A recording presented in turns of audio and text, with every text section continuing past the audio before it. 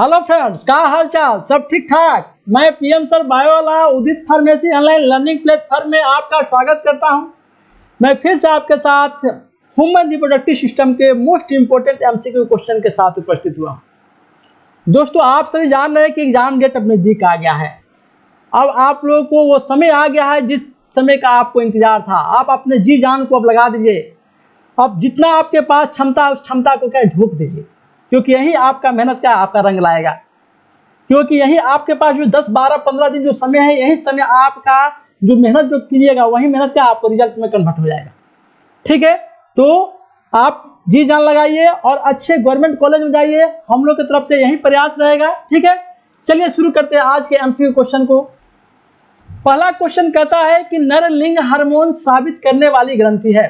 तो आप सबसे पहले जानते हैं कि ह्यूमन के अंदर क्या होता है, जो टेस्टिस होता है, उस टेस्टिस क्या है कि प्राइमरी सेक्स ऑर्गन है मेल का, और उस टेस्टिस क्या करता है, टेस्टोस्टेरोन का स्रावित करता है। तो कहाँ से करता है, तो उसके टेस्टिस के अंदर बहुत सारे कंपार्टमेंट होते हैं। एक टेस्टिस के अंदर आप जानते हैं कि बहुत सारे टेस्टिकुलर इस प्रकार के कंपार्टमेंट, लगभग 250 कंपार्टमेंट होते हैं ईच टेस्टिस में, प्रत्येक टेस्टिस में। और उसके पास टेस्टिस कितना है, 2 है, तो मतलब कि 500 कंपार्टमेंट हो जाएंगे।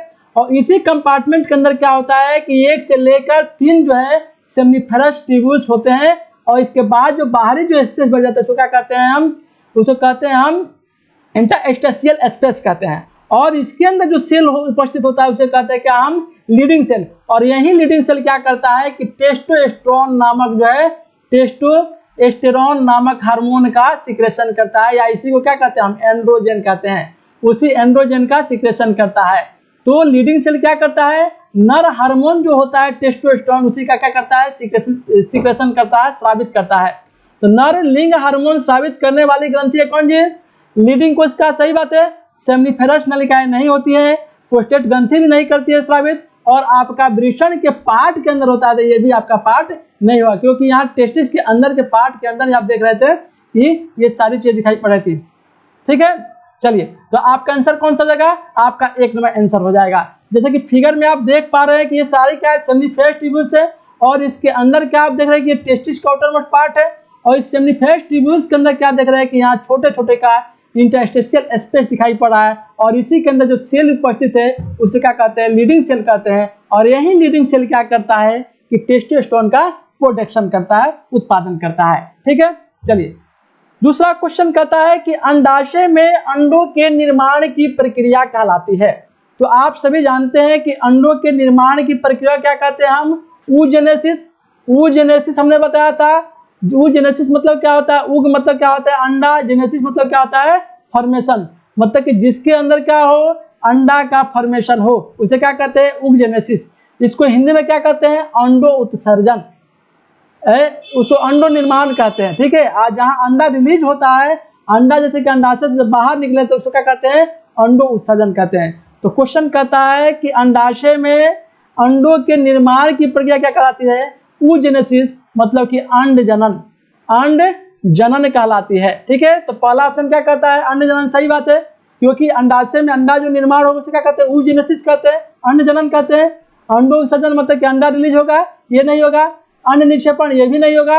अंड जरायु जता भी नहीं होगा। तो कौन सा आंसर आपका हो जाएगा सही जी, 1 नंबर आंसर आपका सही होगा।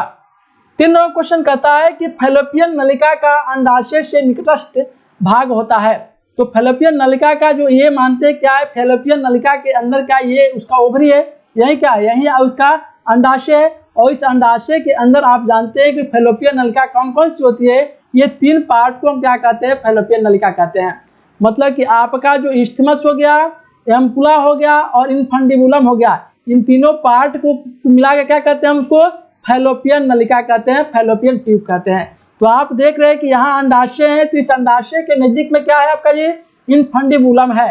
इनफंडिबुलम इसी को हम लोग कहते हैं वायु कोशिका भी कहते हैं, क्योंकि इसके पास बहुत सारा ब्रॉड पार्ट होता है जिसके अंदर एयर जैसा, उस एयर को कंटेन करने की इसके पास क्या होता है, क्षमताएं होती है। ठीक है, तो निकटस्थ भाग क्या हो जाएगा, वायु कोशिका हो जाता है। संकीर्ण पृष्ठ तो नहीं होगा, क्योंकि संकीर्ण पृष्ठ इस्थमस के पास होगा, ये अंडाशय से दूर है। ठीक है, वायु कोशिका जो कह रहा है, वायु कोशिका है नजदीक, क्योंकि इनफंडिबुलम इसके नजदीक है। गर्भाशय ग्रीवा, ये तो इसके यहाँ है, ये भी आपका आंसर नहीं होगा। तुम्बिका, फिम्बरी, फिमरी आपका फैलोपियन ट्यूब का पार्ट ये नहीं है, क्योंकि फैलोपियन ट्यूब के अंदर आप देख रहे हैं कि इनफंडिबुलम, एम्पुला और स्टिमस है, तो आपका तुम्बिका भी नहीं होगा। तो आंसर कौन सा होगा जी? आपका आंसर होगा बी, आपका आंसर होगा क्या? वायु कोष्टिका, इनफंडिबुलम। ठीक है। 4 नंबर क्वेश्चन कहता है कि एक्रोसोम का निर्माण करता है। एक्रोसोम जो होता है, एक्रोसोम का निर्माण कौन करता है जी? तो गोल्जी बॉडी जो होता है, वही गोल्जी बॉडी क्या होता है कि स्पर्म के अंदर जो होता है वही क्या करता है? एक्रोसोम का निर्माण करता है।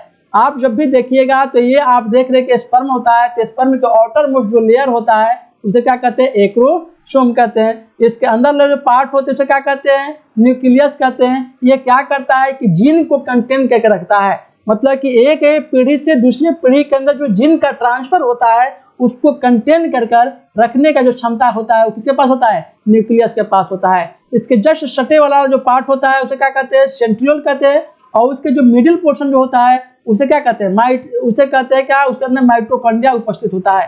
तो ग्रीवा के बाद, सेंट्रियोल के बाद जो नेक होता है, उस नेक के बाद जो पार्ट होता है उसे क्या कहते हैं? उस नेक के बाद वाले पार्ट को हम कहते हैं क्या?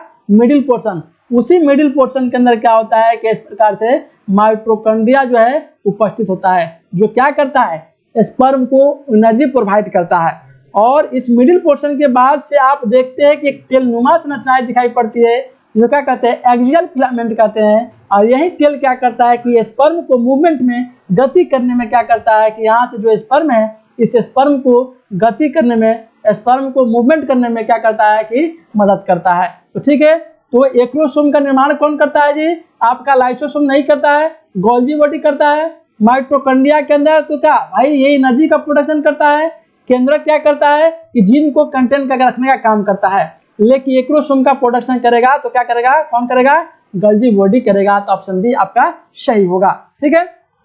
5 नंबर क्वेश्चन कहता है कि ग्रीवा सर्विक्स किसका अंश है? तो आप सभी जानते हैं कि सर्विक्स कहाँ पाया जाता है? तो फीमेल वेजाइना के अंदर पाया जाता है। ठीक है। तो आप ये फीमेल वेजाइना के पार्ट को देख पा रहे होइएगा कि यहाँ क्या है? वेजाइना और यूटेरस जो यहाँ होता है, यूटेरस। ठीक है। तो वेजाइना यूटेरस के जो बीच का जो स्थान होता है, जो प्लेस होता है, उसको क्या कहते हैं? सर्विक्स कहते हैं। तो ये क्या होता है? गर्भाशय और योनि के बीच का क्या होता है? अंश होता है। तो ग्रीवा किसका अंश है जी? अधिवृषण का नहीं, वृक्क का भी नहीं होगा, फैलोपियन नलिका का भी नहीं होगा। तो किसका होगा? गर्भाशय एवं योनि के बीच का क्या होता है? यह एक अंश होता है। तो आपका ऑप्शन सी सही होगा। ठीक है। 6 नंबर क्वेश्चन क्या कहता है कि गर्भ में स्थित बच्चे का मूत्राशय स्थित होता है। तो आप सभी जानते हैं कि गर्भ के अंदर जो है बच्चा जो स्थित होता है, तो वहाँ उसके जितने सारे भोजन की जो आपूर्ति होती है, जो इसके अंदर के जो उत्सर्जित पदार्थ होते हैं, सबका ट्रांसपोर्ट जो होता है किसी प्लेसेंटा के माध्यम से होता है। तो जो उसका मूत्र वाला जो भाग होगा, मूत्राशय भी होगा, वो कहाँ होगा? वो प्लेसेंटा की ओर होगा। तो प्लेसेंटा को क्या कहते हैं? अपरा भी कहते हैं। तो ये अपरा से पोषित होता है। तो ठीक है। तो गर्भाशय में स्थित जो बच्चे होते हैं, तो बच्चे का जो मूत्राशय होता है वो कहाँ होता है? पित्त कोश में, पितक कोश में नहीं, अपरा कोशिका में। हाँ जी सही बात है, अपरा कोशिका में। कोरियन में नहीं होते हैं, एमनियन में भी नहीं होते हैं। तो आपका बी आंसर क्या होगा? सही हो जाएगा कि गर्भाशय में स्थित बच्चे का मूत्राशय अपरा कोशिका में क्या होता है? स्थित होता है। ठीक है।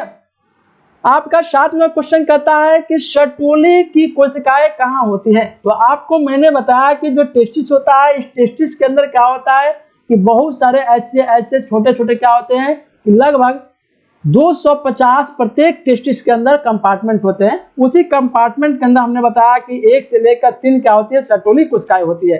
तो सर्टोली कोशिका कहाँ? टेस्टिस के अंदर, मतलब वृषण में होती है। तो पहला ऑप्शन क्या कहता है? वृषण में। सही बात है। यकृत में सर्टोली कोशिकाएं नहीं होती है। जठर ग्रंथियों में, इसमें भी नहीं होती है। अंडाशय में, इसमें भी नहीं होती है। आपका कौन सा आंसर सही होगा जी?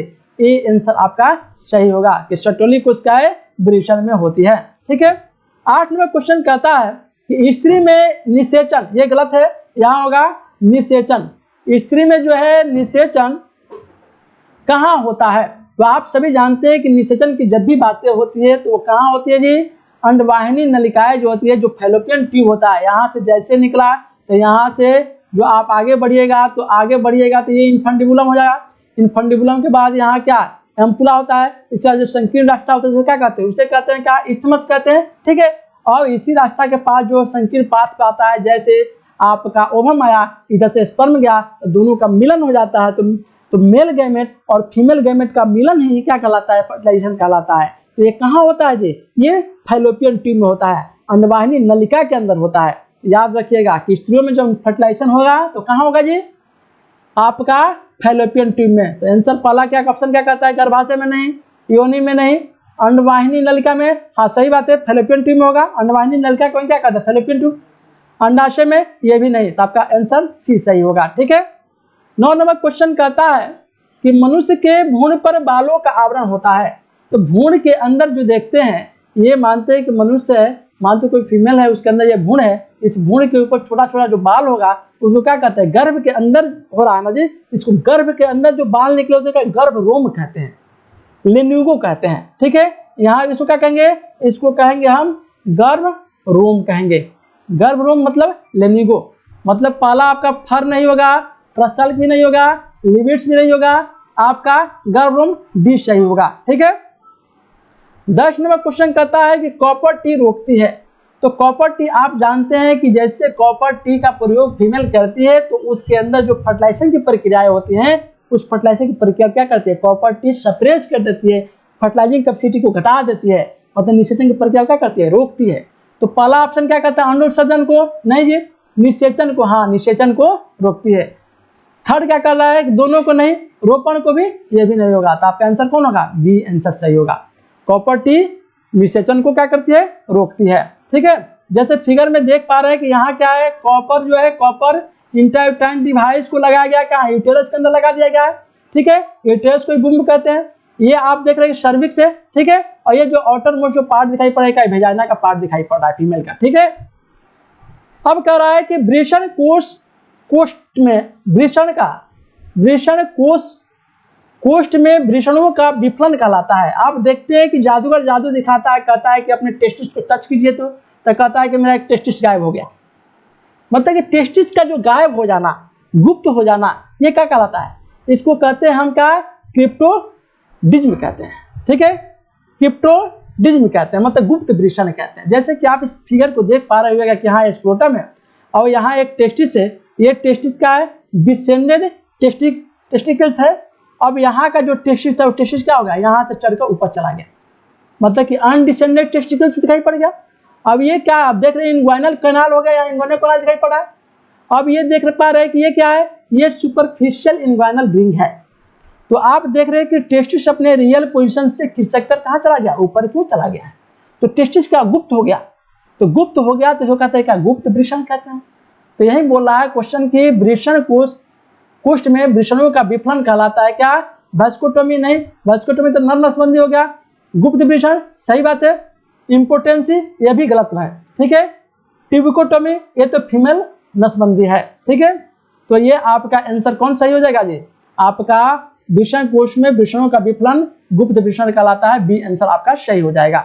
12 नंबर क्वेश्चन कहता है कि मनुष्यों की शुक्राणु कोशिकाएं गति करती है। तो देखिए मनुष्य के जो शुक्राणु होती है तो उसके अंदर क्या होता है? ये पूंछ होती है, टेल होती है, ये एक्सियल फिलामेंट होता है और इसी एक्सियल फिलामेंट में पूंछ क्या करती है? ये मूवमेंट करती है। मतलब जो ये जो कसाब होता है, कसाब को क्या कहते हैं? टेल जो होता है, इसी टेल के माध्यम से क्या करती है? ये स्पर्म जो है गति करती है, कसाब के द्वारा क्या करती है? गति करती है। तो पक्षमाभ नहीं होगा, कसाब द्वारा सही बात है। आधारीय काय द्वारा नहीं, रोम द्वारा ये भी नहीं, तो आपका आंसर बी होगा। ठीक है। 13 नंबर क्वेश्चन कहता है कि स्त्री का भग्न शिश्न अर्थात क्लाइटोरिस होता है। तो देखिए ये स्त्री का क्या होता है? यहाँ एक क्लाइटोरिस है। ठीक है, ये क्लाइटोरिस काफी संवेदनशील अंग है। इसको टच करने से क्या होता है? फीमेल के अंदर सेक्स करने का जो सेंसेशन होता है वो पैदा हो जाता है, उत्पन्न हो जाता है। ये मेल के जो पेनिस होता है उसी के पेनिस के जैसा समझात अंग होता है। ठीक है, तो स्त्री का जो भग्न शिश्न होता है, क्लाइटोरिस कैसा होता है? नर के शिश्न के समझात होता है। तो आपका ऑप्शन ए सही हो जाएगा। बी क्या का? निरर्थक अंग नहीं, नर के शिश्न के समरूप नहीं, समझात होता है। एक अपवृद्धि, ये भी आपका आंसर नहीं होगा। तो आपका आंसर कौन सा सही होगा? ए आपका आंसर सही होगा। जैसे आप देख पा रहे हैं कि क्या है? ये वेजाइनल ओपनिंग है, ये देख रहे हैं कि इनर लेबिया है। ठीक है, ये पार्ट को आप देख रहे हैं क्या? यूरेथ्रल ओपनिंग है, ये देख रहे हैं कि ये क्या आपका आउटर लेबिया है। ठीक है। 14 नंबर क्वेश्चन कहता है कि अंड जनन में जब अंडाशय द्विगुणित में अर्धसूत्रण होता है, अंडाशय द्विगुणित में जब अर्धसूत्रण होता है तो पूर्णांक स्वरूप कितने अंडे बनते थे। यहाँ अंडाशय क्या है आपका द्विगुणित है, इसके अंदर क्या होता है कि अर्धसूत्रण हो रहा है, तो इसके परिणाम स्वरूप आप देख रहे हैं कि क्या बन रहा है आपका एक ओवम का फॉर्मेशन हो रहा है। तो इसके परिणाम स्वरूप कितने अंडे बनते हैं, अंडाशय में द्विगुणित में अर्धसूत्रण जब होता है जिसके परिणाम स्वरूप आप देख पा रहे हैं कि एक अंडा का फॉर्मेशन होता है। तो आपका आंसर सही क्या कौन होगा, आपका आंसर सही ए होगा, क्योंकि एक अंडा का फॉर्मेशन बी नहीं होगा, सी भी नहीं होगा और डी भी नहीं होगा। ठीक है, तो आंसर एक सही होगा आपका। 15वां क्वेश्चन क्या कहता है कि मनुष्य के 28 दिन के अंडाशय चक्र में अंडू उत्सर्जन होता है। तो मैंने बताया था कि फीमेल के अंदर जो चक्र होता है तो एक से लेकर क्या 5 दिन का समय को क्या कहते हैं, मेंस्ट्रुअल फेज कहते हैं, मेंस्ट्रुअल फेज कहते हैं। 5 से लेकर जो उसका 14 दिन का जो समय होता है तो कहते हैं क्या, सेक्रेटरी फेज, उसको फॉलिकुलर फेज कहते हैं। इसमें छोटे छोटे फॉलिकल्स का फॉर्मेशन होता है। और वहीं जब एमसी के 14वां दिन होता है, इस दिन क्या होता है कि फीमेल एग का सिक्रेशन करती है। ठीक है, इसी दिन अंडा का उत्सर्जन होता है।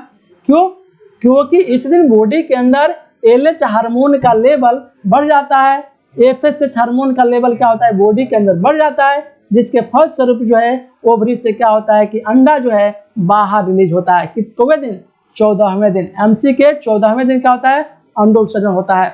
तो मनुष्य के 28 दिन के अंडाशय चक्र में अंडोत्सर्जन होता है क्या, पहले दिन नहीं, 5वें दिन भी नहीं, 14वें दिन सही बात है, 28वें दिन ये भी नहीं। तो आपका आंसर कौन सही होगा, आपका सी आंसर सही होगा। 16 नंबर क्वेश्चन कहता है कि अर्धसूत्री विभाजन के पश्चात प्रत्येक प्राथमिक oocyte से क्या बनता है। आप देख रहे हैं कि प्रत्येक प्राथमिक oocyte है। ठीक है, अब इस प्राथमिक आपका oocyte है, प्राइमरी oocyte।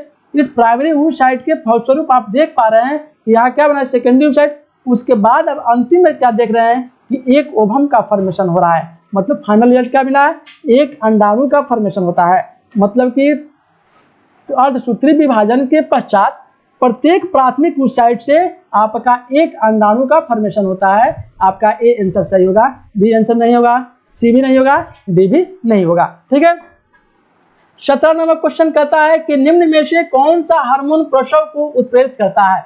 देखिए, जब प्रसव जब होता है तो प्रसव के समय हमारा जो पिट्यूटरी ग्लैंड है फीमेल के पिट्यूटरी ग्लैंड के अंदर के जो पोस्टेरियर पार्ट होता है, वो पोस्टेरियर पार्ट क्या करता है कि ऑक्सीटोसिन नामक हार्मोन का स्राव करता है।